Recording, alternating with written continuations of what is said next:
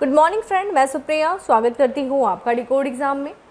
दोस्तों, आज daily current affairs की क्लास में हम डिस्कस करेंगे 9 अप्रैल से रिलेटेड जितने भी न्यूज़ हैं, जितने भी इवेंट्स हैं जो हमारे एग्जाम के लिए इंपॉर्टेंट है, हम उन्हें एक एक करके यहाँ पे देखेंगे। तो आइए दोस्तों स्टार्ट करते हैं आज की क्लास। और आज की क्लास स्टार्ट करने से पहले हम कल के पूछे गए प्रश्नों के उत्तर को देख लेते हैं। मैंने कल आपसे पूछा था कि सिंधु नदी जल समझौता जो कि भारत और पाकिस्तान के बीच में हुआ था वो किस वर्ष हुआ था और किसकी मध्यस्थता में हुआ था। तो देखा जाए, जो सिंधु जल समझौता है जो कि सिंधु नदी जल बंटवारे से संबंधित है और ये समझौता हुआ था 19 सितंबर 1960 को हुआ था। ठीक है, भारत और पाकिस्तान के बीच में किसकी मध्यस्थता में? तो विश्व बैंक यानी कि वर्ल्ड बैंक की मध्यस्थता में हुआ था। इस संधि पर भारत के तत्काल प्रधानमंत्री जवाहरलाल नेहरू और पाकिस्तान के तत्कालीन प्रधानमंत्री आयूब खान ने हस्ताक्षर किए थे और ये संधि 12 जनवरी 1961 को इस संधि की शर्तों को लागू कर दिया गया था। ठीक है, ध्यान रखिएगा। और संधि के तहत क्या किया गया था कि इस संधि के तहत 6 नदियों को, ठीक है, 6 नदियों के पानी को बंटवारे को लेकर के ये संधि हुई थी। और ये 6 नदियां जो हैं भारत से पाकिस्तान को जाती हैं। ध्यान रखिएगा, भारत से पाकिस्तान को जाती हैं। 6 नदियां कौन कौन सी थी? रावी, व्यास, सतलज, झेलम, चिनाब, सिंधु। ठीक है, जिसमें से जो 3 पूर्वी नदी है, कौन सी ये 3 पूर्वी नदी है? रावी, व्यास और सतलज। इसके पानी पर पूरा हक किसका था? भारत का था। और 3 पश्चिमी नदी जो है, ठीक है, झेलम, चिनाब और सिंधु, इनके पानी के बहाव को बाधा रहित पाकिस्तान को देना तय था। क्योंकि ध्यान रखिएगा, ये जो 6 की 6 नदियां हैं ये भारत से होते हुए पाकिस्तान को जा रही हैं। तो ये जो 3 पश्चिमी नदियां हैं इनमें किसी भी तरह का भारत के द्वारा कोई परियोजना का निर्माण नहीं किया जाएगा, जैसे कि कोई बांध का निर्माण ना ऐसा किया जाए जिससे कि इसके बहाव को किसी भी तरह का रुकावट आए। बिल्कुल पूरी तरीके से बाधा रहित बहाव जो है वो, यानी कि नदी का बहाव जो वो पाकिस्तान को पहुंचे। ठीक है, यही इस समझौते के तहत कुछ शर्तें थी। ठीक है, तो सिंधु जल समझौता। आते हैं आज के सेशन पे और सबसे पहले प्रश्न पे चलते हैं। और हमारा पहला प्रश्न है कि खगोलविदों ने किस ग्रह के समान पृथ्वी से 17,000 प्रकाश वर्ष दूर एक एक्सोप्लैनेट खोजा है? शनि, वरुण, बृहस्पति या फिर मंगल। दोस्तों, इसका आंसर हो जाएगा सी, यानी कि बृहस्पति के समान खगोलविदों ने पृथ्वी से लगभग 17,500 प्रकाश वर्ष दूर एक एक्सोप्लैनेट खोजा है। ठीक है, तो जैसा हम देख रहे हैं कि खगोलविदों ने पृथ्वी से 17,000 प्रकाश वर्ष दूर एक तारे का चक्कर लगाते हुए एक्सोप्लैनेट का पता लगाया है। और ये एक्सोप्लैनेट देखिए क्या है, जो सूर्य के अलावा किसी अन्य तारे का जो परिक्रमा करता है, कोई ऐसा ग्रह जो हमारे सूर्य के अलावा किसी अन्य ग्रह की अगर परिक्रमा कर रहा है तो उसी को एक्सोप्लैनेट कहा जाता है। अगर हम इस द्रव्यमान के संदर्भ में देखें तो ये एक्सोप्लैनेट देखिए, इसका नाम क्या है? K2 2016, क्योंकि इसकी खोज उसी समय लगभग हुई थी। BLG 005 LB जिसे कहा गया, ये लगभग जो है ये एक्सोप्लैनेट का द्रव्यमान माना जा रहा है, ये बृहस्पति के समान है। ये जो एक्सोप्लैनेट है इसके द्रव्यमान बृहस्पति के द्रव्यमान का 1.1 गुना है। और यह जिस तारे की परिक्रमा करता है उसका द्रव्यमान सूर्य का लगभग 60% है। ठीक है, इस एक्सोप्लैनेट की बात करें तो एक्सोप्लैनेट अपने तारे से 420 मिलियन दूरी पर है, मिलियन मील दूरी पर है। अगर हम बात करें बृहस्पति अपने तारे से कितने मिलियन, तो ये लगभग 462 मिलियन मील दूरी पर। ठीक है, अपने सूर्य से बृहस्पति के बीच की दूरी देखिए क्या बताई गई है। बृहस्पति सूर्य का परिक्रमा कर रहा है, तो ये देखा जाए ये लगभग 662 मिलियन मील दूरी पर है बृहस्पति सूर्य से। और ये तारा भी लगभग देखा जाए उतनी ही लगभग दूरी पर है जितना बृहस्पति। ठीक है, ये लगभग 420 मिलियन मील दूरी पर स्थित है। ठीक है, ग्रह जो है और उसका तारा किस राशि में स्थित है? तो धनु राशि में स्थित है। खगोल भौतिकविदों के एक अंतर्राष्ट्रीय टीम ने 2016 में एकत्र किए गए नासा के कैप्लर उपग्रह टेलीस्कोप से डेटा का उपयोग करके एक्सोप्लैनेट की खोज किया। ठीक है, ध्यान रखिएगा, कैप्लर उपग्रह टेलीस्कोप, ये टेलीस्कोप अब जो कि रिटायर हो चुका है, इसका इस्तेमाल तत्कालीन समय में जो इसके द्वारा डेटा लिया गया था उसी डेटा से जो है इस एक्सोप्लैनेट की खोज की गई। तो ये भी ध्यान रखिएगा, कैप्लर उपग्रह टेलीस्कोप से। ठीक है, और वैज्ञानिकों का मानना यह है कि अब तक का पहचाना गया सबसे दूर का ग्रह है। ठीक है, तो ध्यान रखिएगा। आते हैं हम अगले प्रश्न पे और हमारा अगला प्रश्न है कि के बिरला फाउंडेशन की ओर से किसे सरस्वती सम्मान 2021 से सम्मानित किया गया है? महाबलेश्वर सेन, रामदरश मिश्रा, के शिव रेड्डी, शरण कुमार लिम्बाले। दोस्तों, इसका आंसर क्या हो जाएगा? बी है।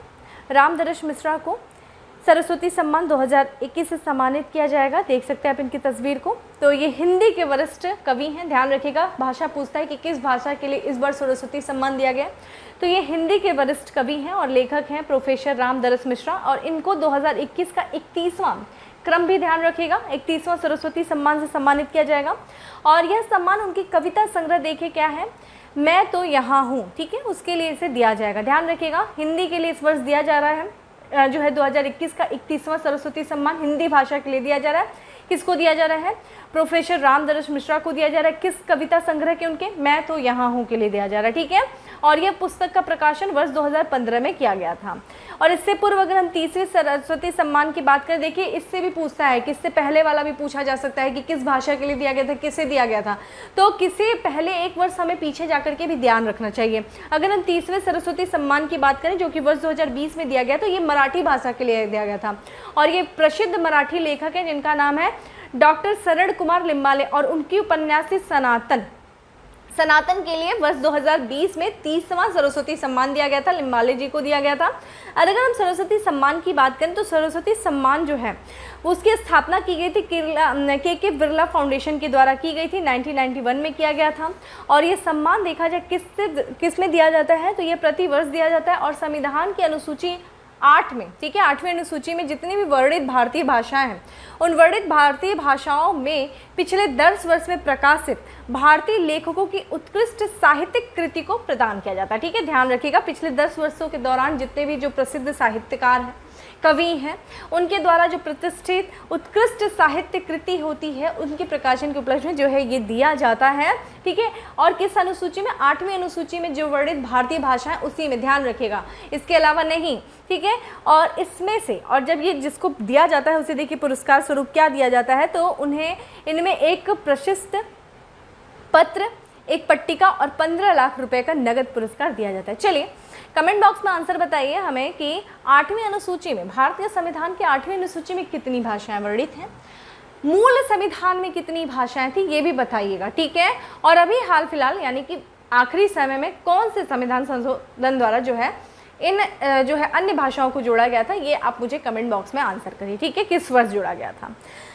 अगला प्रश्न है हमारा कि हाल ही में जारी फोर्ब्स की अरबपतियों की सूची 2022 में भारत की सबसे अमीर महिला कौन है? सावित्री जिंदल, फाल्गुनी नायर, नीता अंबानी या फिर टीना अंबानी? तो दोस्तों इसका आंसर क्या हो जाएगा?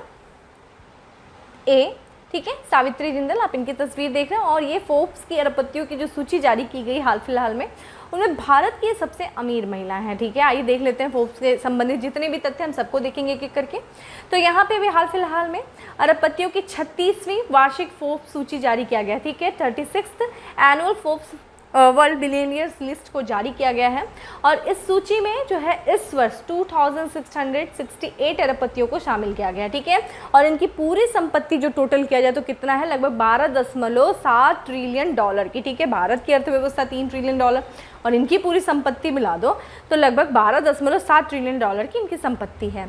इस सूची में 219 बिलियन डॉलर की कुल संपत्ति के साथ देखिए पहले स्थान पे यानी कि शीर्ष, यानी कि दुनिया का सबसे अमीर व्यक्ति कौन है इस पर? तो वो है टेस्ला या फिर स्पेस एक्स के प्रमुख एलन मस्क जो हैं वो दुनिया के सबसे अमीर व्यक्ति हैं, ठीक है, सूची के अनुसार देखा जाए। और इनकी संपत्ति देख लीजिए कितनी है, 219 बिलियन डॉलर की इनकी कुल संपत्ति है। इसके बाद देखिए दूसरे स्थान पे अमेजन के प्रमुख आते हैं जेफ बेजोस जो कि 171 बिलियन डॉलर की इनकी संपत्ति, और इसी संपत्ति के साथ ये दूसरे स्थान पे आते हैं। अगर हम सर्वाधिक भारतीय अमीरों की बात करें इस सूची में, तो सर्वाधिक भारतीय अमीरों में कुल संपत्ति के साथ कितनी, 90.7 बिलियन डॉलर की संपत्ति के साथ मुकेश अंबानी 10वें स्थान पे, ठीक है। तो 10वें स्थान पे जो है वो भारत के हैं, और कौन है ये? मुकेश अंबानी हैं। और इनके जो है ओवरऑल देखा जाए तो वर्ल्ड वाइड देखा जाए तो 10वां स्थान है। और अगर हम भारत की बात करें तो भारत के सबसे अमीर जो है वो है मुकेश अंबानी, ठीक है। और ठीक इनके बाद यानी कि 11वें स्थान पे देखा जाए तो गौतम अडानी हैं।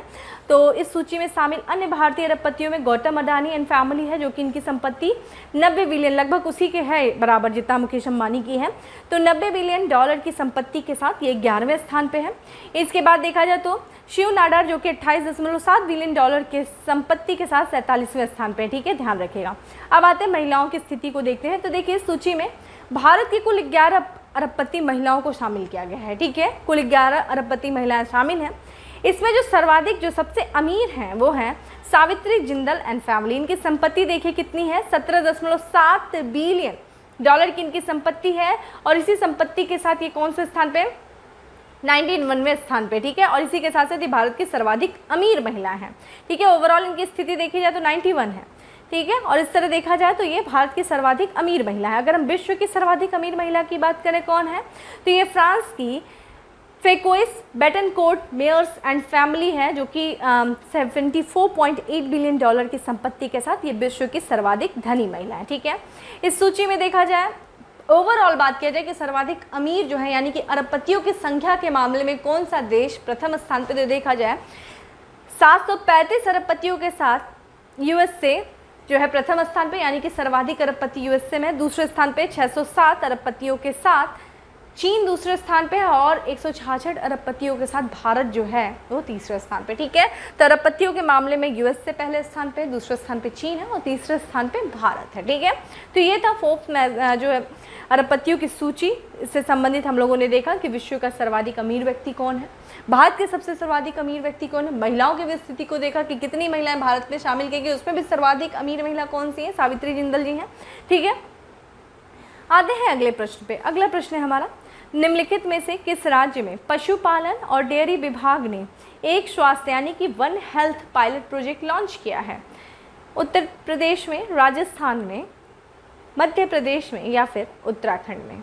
दोस्तों आंसर क्या हो जाएगा, डी हो जाएगा। उत्तराखंड में लॉन्च किया गया है पशुपालन और डेयरी विभाग के द्वारा वन हेल्थ यानी कि एक स्वास्थ्य पायलट प्रोजेक्ट लॉन्च किया गया। ठीक है, तो यहाँ पे देखिए किस उद्देश्य से, तो यहाँ पे पशु, मानव और पर्यावरण स्वास्थ्य सुधार हेल्थ इम्प्रूवमेंट के लिए उत्तराखंड में वन हेल्थ पायलट प्रोजेक्ट शुरू किया गया। ठीक है, तो ध्यान रखिएगा क्या उद्देश्य है यहाँ पे। और यहाँ पे जो है भारत सरकार के पशुपालन और डेयरी विभाग ने उत्तराखंड में वन हेल्थ सपोर्ट यूनिट द्वारा वन हेल्थ फ्रेमवर्क को लागू करने के लिए यह पायलट प्रोजेक्ट शुरू किया है।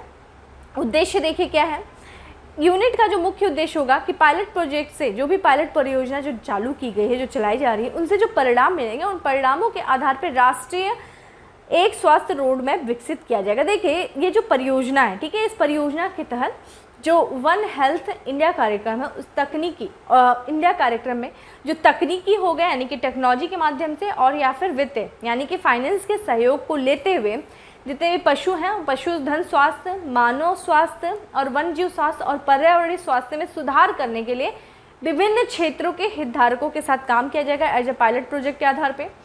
फिर जब उनके स्वास्थ्य से संबंधित यानी कि इसमें पशुओं के स्वास्थ्य को सुधारने का प्रयास किया जाएगा, मानव स्वास्थ्य और पर्यावरण स्वास्थ्य के सुधार के क्षेत्र में कार्य किया जाएगा और इनसे संबंधित जो विभिन्न हितधारक हैं जो इस क्षेत्र में कार्य कर रहे हैं उनका सहयोग लिया जाएगा। और फिर जैसा परिणाम निकलेगा उस परिणाम के आधार पे इसे जो है, जो कि पायलट प्रोजेक्ट के आधार पे ये शुरू किया गया है उत्तराखंड में, तो फिर इसे राष्ट्रीय स्तर पे जो है इसे क्रियान्वित किया जाएगा। ठीक है, यहाँ पे देखा जाए भारत सरकार के प्रधान वैज्ञानिक सलाहकार की अध्यक्षता में एक अंतर मंत्रालय समिति बनाई गई है जो वन हेल्थ सपोर्ट यूनिट का नेतृत्व कर रही है। ठीक है, चलिए मुझे आप बताइए कि भारत सरकार के प्रधान वैज्ञानिक सलाहकार कौन हैं? मुझे कमेंट बॉक्स में आंसर करिए। हम लोगों ने कुछ दिन पहले इनके बारे में चर्चा भी किया था। ठीक है, आइए थोड़ा सा उत्तराखंड के बारे में देख लेते हैं। उत्तराखंड देखिए जिसकी 2 राजधानी है उत्तराखंड। ठीक है, जिसमें से हम बात करें तो देहरादून जो कि इसकी शीतकालीन राजधानी, अब इस समय जाएंगे आप यानी कि ग्रीष्म ऋतु में आप जाएंगे, गर्मियों के मौसम में जाएंगे तो गैरसैंण इसकी जो राजधानी है दूसरी है।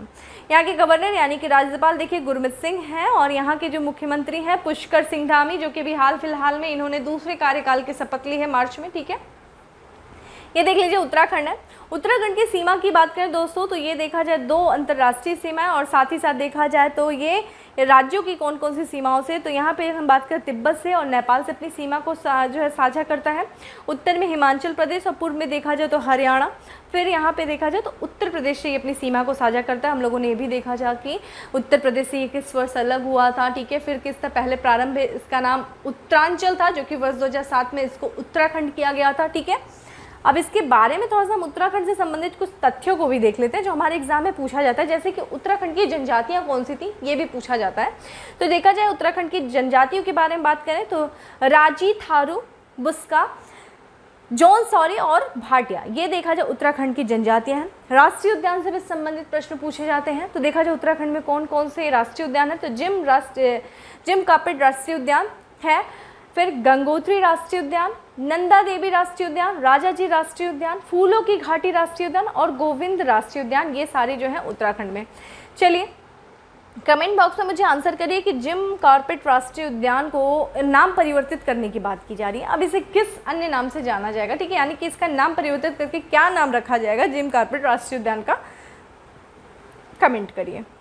आते हैं अगले प्रश्न पे। अगला प्रश्न है, मुंबई के किस पत्रकार को 2021 के लिए चमेली देवी जैन पुरस्कार दिया गया है? आरिफा जोहरी, कविता सिंह, अनुष्का सेठी या फिर मनीषा उपाध्याय?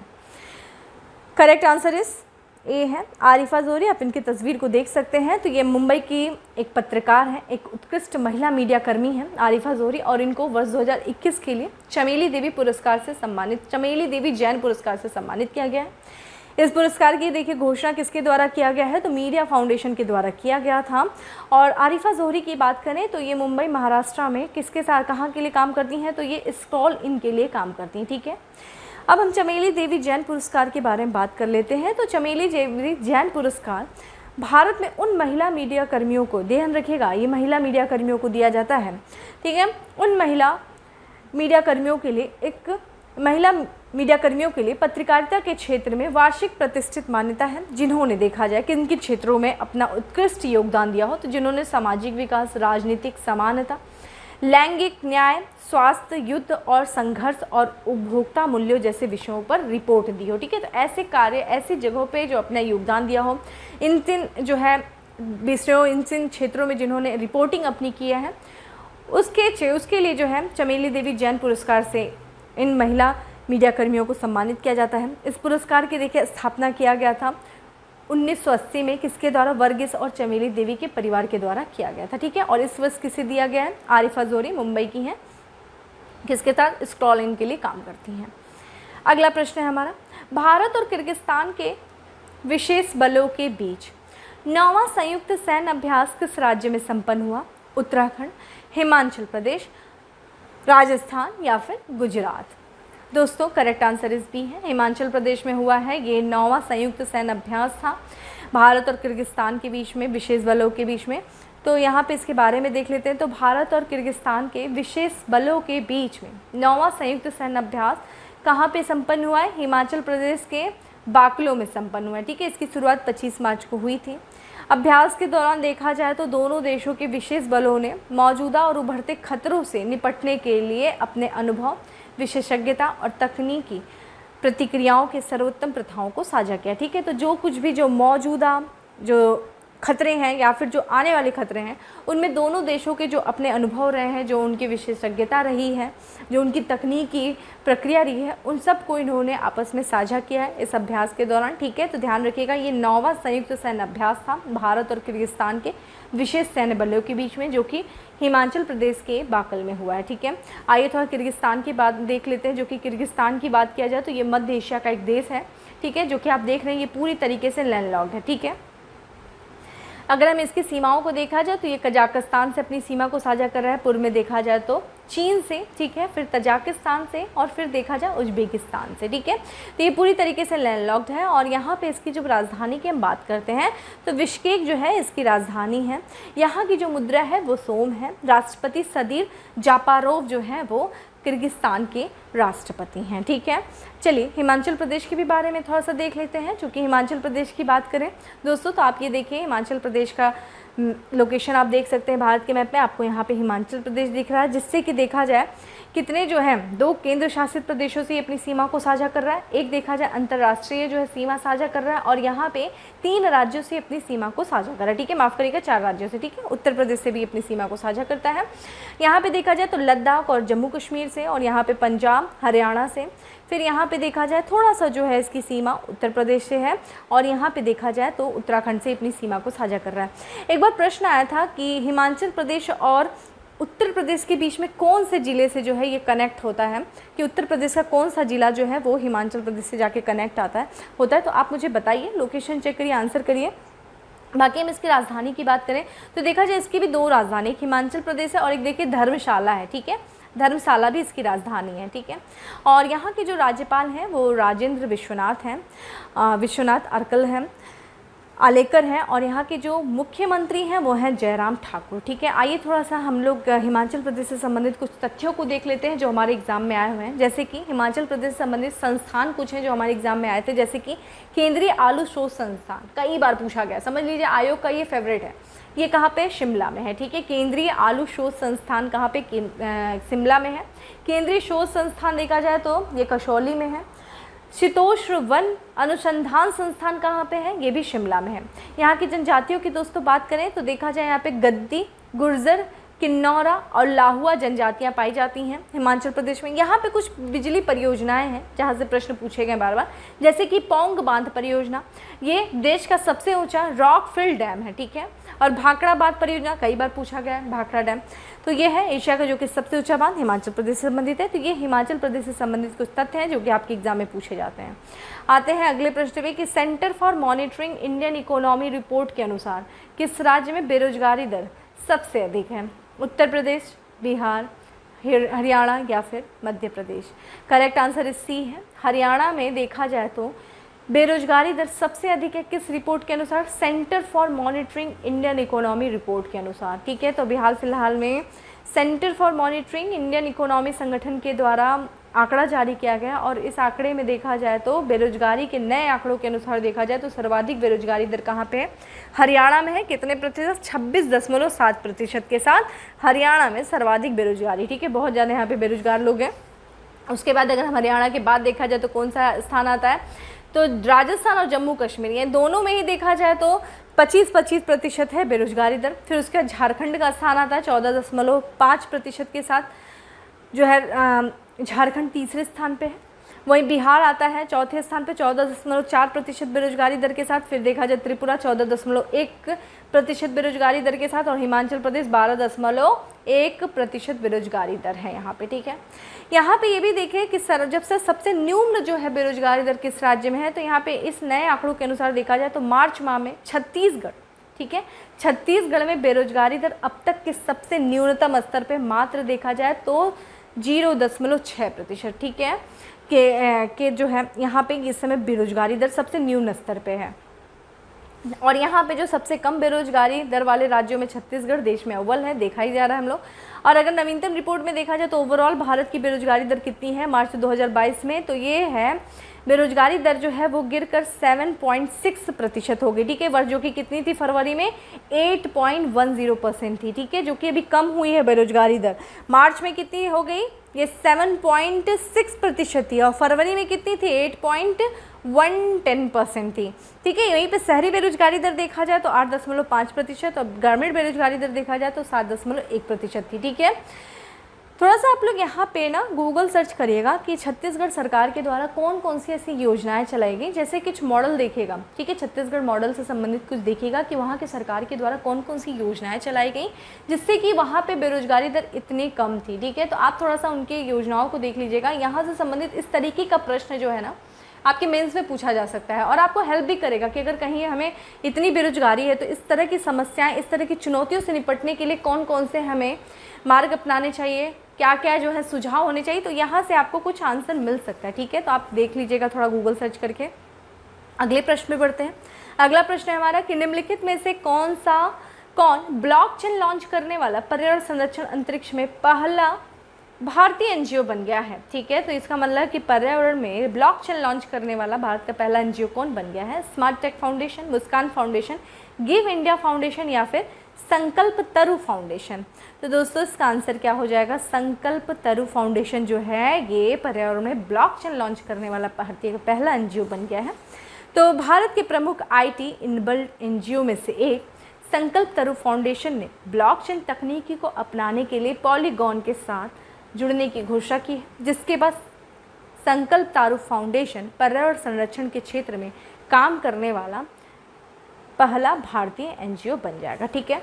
इससे क्या होगा, अगर हम देखें ब्लॉकचेन तकनीकी से जब ये जुड़ेगा तो इससे क्या फ़ायदा होगा, तो इससे जो है संकल्प तरु फाउंडेशन के जो दानदाता हैं, यानी कि जो इनको डोनेशन देते हैं इस फाउंडेशन को, उन दानदाताओं को साझा की जाने वाली जानकारियों और पेड़ों के डेटा की सत्यता की जांच करने में उनको मदद मिलेगी, जिससे कि उनकी जो है फाउंडेशन के प्रति उनकी विश्वसनीयता या विश्वास बढ़ेगा। ठीक है, अगर हम संकल्प तरु की बात करें तो ये पूरे भारत में 25 राज्यों और केंद्र शासित प्रदेशों में वृक्षारोपण गतिविधियों पर काम करने वाला सबसे बड़ी भारतीय गैर लाभकारी संस्थाओं में से एक है। ठीक है, तो आप ध्यान रखिएगा, इंपॉर्टेंट प्रश्न है ये, संकल्प तरु फाउंडेशन। ठीक है, आते हैं अगले प्रश्न पे। अगला प्रश्न है हमारा कि निम्नलिखित में से किस कंपनी ने इसरो को गगनयान का पहला सेट सौंपा है?